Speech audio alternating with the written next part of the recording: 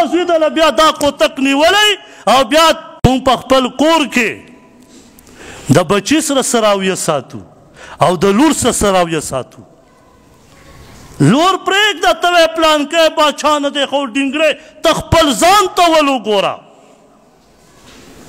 خپل بچي ته په خپل میراث کې برخه ورکړې لور ته دې ورکړې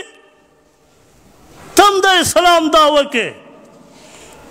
د قرآن دا یو آیات نه خو ته م انکار کوې که نه فوق اثنتین الله فرمایي په قرآن کې 4مه سپاره کې چې خپل لوریانو ته حق ورکړئ یعنی زوی ته چې 2 حصې ورکړي لور ته 1 حصه ما ورته ورکړې لنډه خبره مو په پښتو کې زده کړې یعنې ما ته لور معاف ما خو چرته مو وانه ورځ چې تا له زوی خپل میراث معاف کړی لور دله نه دی معاف کړی دروغ وی ته خو وله ورکړه میراث دا دې تا له بیا معاف کړي په ټیلیفون ورته یې بچی ما څه دې دومره حصه ده معاف کړې نو چې نه یې وروړې نو خود ته یې ته معاف مې کړه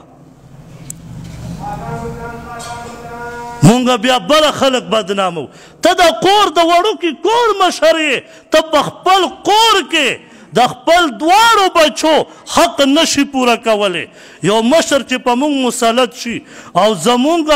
نه ترزوی وي نه مو ماما وي نه مو بل څه هغه به څنګه په مونږ انصاف وکړي دا زمونږ معاشره ده بچي ته به یو دروغ ویم لور ته به بل دروغ ویم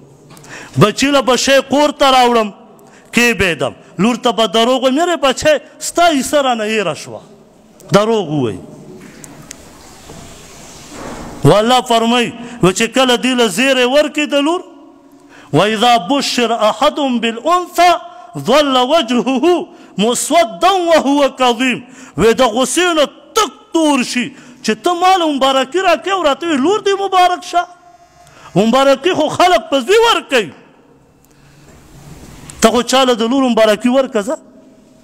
مونږ شرمېږو هغه مور خپل بچي ته نشي ویلی چې بچیه لور دې وشوه مبارکه شه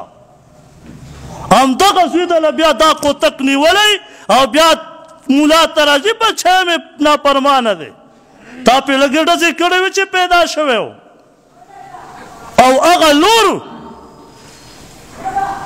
چې ته په امریکا کې اوسېږې او ته بیمار شي لور دې په پاکستان کې وي ستا لور د شپې خوب نه کوي او بچی د نه پوزه پټوي وی جراثیم ماته لګي ماکس یې اچولی تا خو په دې بچي ډېرې ټزې کړې وې دروغ به دې ویل بچي ته به دې سودا راوړه لور ته به دې نه راوړه